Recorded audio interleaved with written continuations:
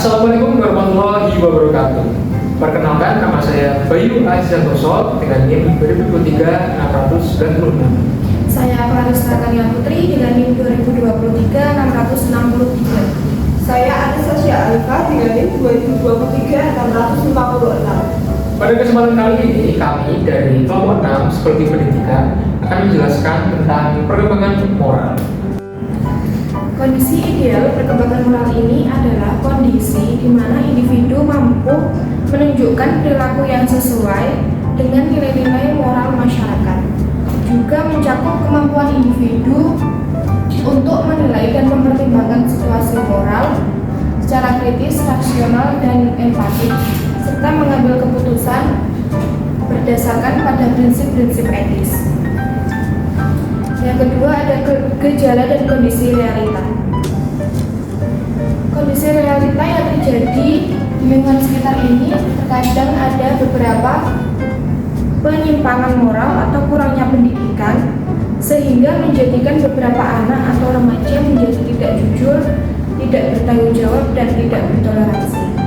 Namun ada juga gejala positif perkembangan moral yang terjadi di lingkungan sekitar kita, misalnya seseorang yang memiliki empati tinggi, berkata jujur, dan bersopan santun.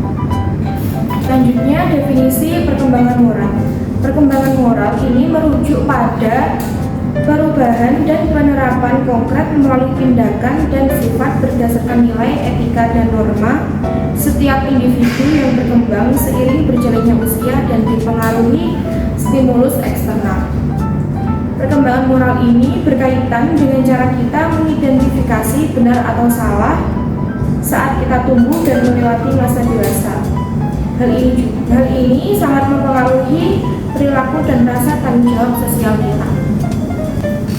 Selanjutnya adalah dampak perkembangan moral. Dampak perkembangan moral bisa menjadi positif ataupun negatif.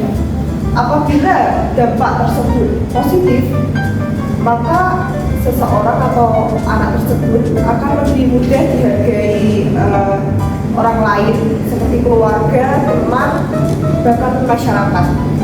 Dan juga seseorang atau anak itu memiliki kepercayaan diri yang sangat tinggi. Lalu apabila sebaliknya berdampak negatif, maka seseorang atau anak itu akan sering lebih dikucilkan masyarakat dan tidak diterima oleh lingkungan seperti keluarga, sekolah, masyarakat, bahkan temannya sendiri. Selain itu juga berdampak pada kepercayaan dirinya yang ia punya. Terkadang memiliki harga diri yang rendah dan self-esteem yang sangat rendah. Lalu dampak internal perkembangan moral pada diri sendiri. Ada dua, yaitu positif dan negatif. Yang positif adalah memiliki harga diri atau nilai diri yang tinggi. Lalu yang kedua, mencapai aktualisasi diri karena perkembangan moral itu berasal dari rasa kasih sayang yang ia terima selama proses perkembangan ia kecil, dan kebutuhan itu termasuk kebutuhan dasar. Ini berdasarkan teori Maslow. Apabila kebutuhan dasar tersebut tidak terpenuhi, maka berakibat pada gangguan neurosis. Lalu dampak dari aktualisasi ini adalah hidup ke depannya menjadi lebih stabil. Dengan hidup stabil, maka ia dengan mudah mengejar semua ekspektasinya dengan karakter yang baik dan tentu saja mudah beradaptasi dan diterima oleh lingkungan sekitar. Lalu dampak negatif perkembangan moral pada diri sendirinya, yaitu menyebabkan penurunan kepercayaan diri dan harga diri akibat rasa bersalah dan penolakan dari orang lain. Yang kedua, menyebabkan gangguan neurosis. Akibat tekanan tersebut, rasa bersalah dia menyebabkan seperti skizofrenia, OCD, depresi, atau gangguan kesehatan mental yang lain. Yang ketiga, hidupnya menjadi lebih berantakan dan kadang ada yang berakhir menjadi seorang kriminal. Lalu yang kedua yaitu pihak yang terlibat dalam perkembangan moral. Pihak yang terlibat dalam kasus perkembangan moral dapat berasal dari berbagai latar belakang seperti keluarga, sekolah, masyarakat, budaya, dan negara. Apabila kita telusuri lebih dalam, peran tersebut disebabkan oleh orang tua kandung, tenaga pendidik jika dalam sekolah, tokoh pemimpin agama jika dalam agama yang ia anut, lalu pergaulan atau circle yang ia miliki, dan motivasi individu itu sendiri untuk sadar atau ingin berubah menjadi lebih baik. Kerjasama dari semua pihak itu penting dalam membentuk moral dan karakter remaja atau anak tersebut. Lalu selanjutnya faktor penyebab perkembangan moral. Faktor tersebut ada dua macam, yaitu internal dan eksternal. Faktor internal berasal dari dalam individu itu sendiri, meliputi usia yang menyebabkan perkembangan kognisi dan mindset yang ia miliki. Temperamental, yaitu sebuah emosi yang kadang muncul ketika kita marah, yaitu rasa ingin melakukan kekerasan fisik. Tapi itu tergantung pengendalian emosi yang kita miliki dan kita putuskan. Lalu jenis kelamin, terkadang ada perbedaan moral atau karakter yang dimiliki oleh laki-laki atau perempuan. Namun itu kembali lagi, tidak semua laki-laki itu kasar dan tidak semua perempuan itu bersifat kayak ibuan. Sangat beragam. Lalu kepribadian, introvert dan extrovert terkadang memiliki beragam macam dan sangat rumit moral yang ia miliki, yang tergantung dari sifat dan sikap yang ia lakukan di kehidupan sehari-hari.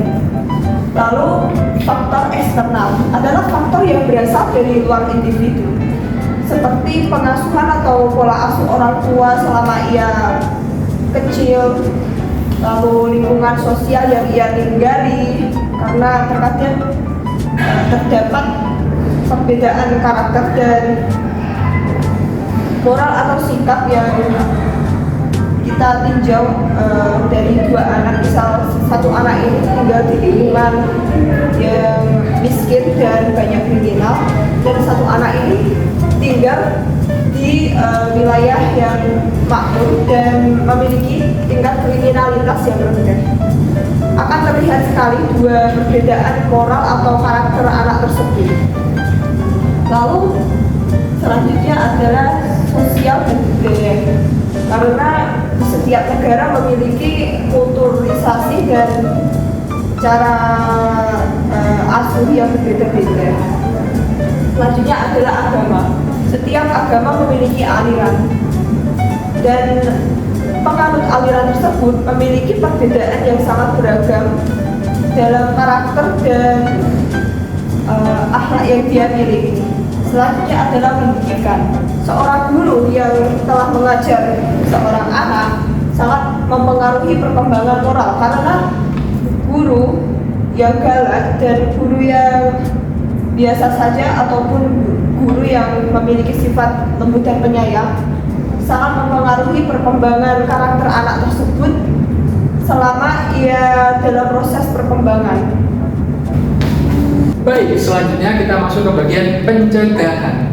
Pencegahan di sini yang dimaksudkan adalah kita mencegah perkembangan moral pada anak atau remaja ke sisi negatif. Jadi harapannya nanti kita bisa mencegah anak-anak berbuat negatif dan mengalihkannya ke perbuatan yang positif. Oke, untuk pertama, cara mencegah perkembangan moral yang buruk adalah dengan mengedukasi dan memberi contoh moral yang baik kepada anak atau remaja tersebut. Tentunya kita harus mencontohkan terlebih dahulu kepada anak atau remaja tersebut bila kita ingin memberikan edukasi kepada mereka. Baru setelah itu, setelah kita memberikan pendidikan moral, pendidikan karakter, kita memberikan juga kondisi yang stabil, ekonomi, psikologis lingkungan, dan keluarga, kita juga harus memberikan penguatan positif dan lingkungan kepada anak atau remaja tersebut. Yang terakhir adalah kita mengevaluasi atau kita menilai konten-konten yang dikonsumsi oleh anak tersebut. Kita bisa lihat di sosial medianya ataupun akun YouTube-nya atau akun apapun yang di gadget anak tersebut, kita bisa menilai manakah yang positif dan manakah yang negatif. Jika terdapat konten-konten negatif ke dalam gadget anak tersebut, kita bisa cut off dan kita bisa memperbanyak konten-konten positif yang ada di anak tersebut. Selanjutnya kita akan masuk ke bagian peran sistem. Peran sistem di sini ada 3, yaitu sistem sosial, sistem agama, dan peran orang tua.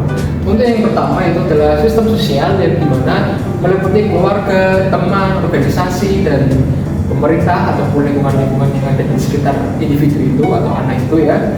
Karena lingkungan sangat berpengaruh ke dalam perkembangan moral anak, dimana kalau lingkungannya positif dan kemungkinan nanti kedepannya juga perkembangannya juga positif. Kalau misalnya lingkungannya negatif ataupun keluarganya dari memiliki habit yang toksik gitu ya, yang setiap hari dia memiliki hal negatif, nanti perkembangan moral anaknya pun menjadi lebih negatif seperti itu. Untuk peran agama, di sini sistem agama berfungsi untuk mendoktrin ataupun memberi ajaran-ajaran kepada anak atau remaja tersebut, memotivasi mereka untuk bersikap lebih baik, mempunyai moral yang positif. Karena peran agama sangat penting, karena bisa dilihat dari semua agama yang ada di Indonesia, khususnya ya, ada Islam, Katolik, Kristen, Hindu, Buddha, itu mereka mengajarkan hal-hal yang positif dan itu sangat berpengaruh kepada perkembangan moral anak-anak dalam usia selanjutnya gitu. Kemudian peran dari orang tua ini sangat penting dan sangat signifikan karena mereka memainkan peran penting dalam membentuk perkembangan moral anak. Contohnya seperti dari kita lahir sampai kita minimal 17 tahun atau mungkin sampai besar ya, sampai remaja, kita masih selalu bersama orang tua, dan orang tua kan selalu bersama dengan kita. Ketika kita selalu bertemu orang yang memiliki moral negatif, tentunya kita akan menjadi negatif kalau kita sebenarnya ketika kita memiliki orang tua yang positif, di mana kita setiap hari bertemu dengan aura-aura positif, kemungkinan besar juga perkembangan moralnya sangat memungkinkan untuk menjadi ke arah positif gitu. Oke, selanjutnya kita masuk ke bagian solusi nyata. Di sini saya akan menjelaskan beberapa contoh solusi nyata dalam kehidupan sehari-hari kita, di mana kita bisa memberikan edukasi kepada anak untuk perkembangan moral yang positif.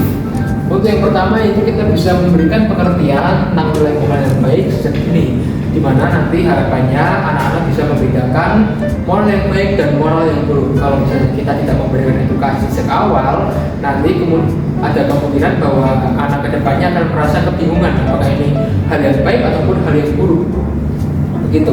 Kemudian kita bisa juga mengajarkan anak memahami konsep moral yang bersifat universal dan kesetaraan seperti kejujuran, integritas, toleransi, dan juga kasih sayang. Dan tentunya ini akan menyelesaikan konflik atau permasalahan moral secara berkelanjutan ya, anak-anak itu pasti.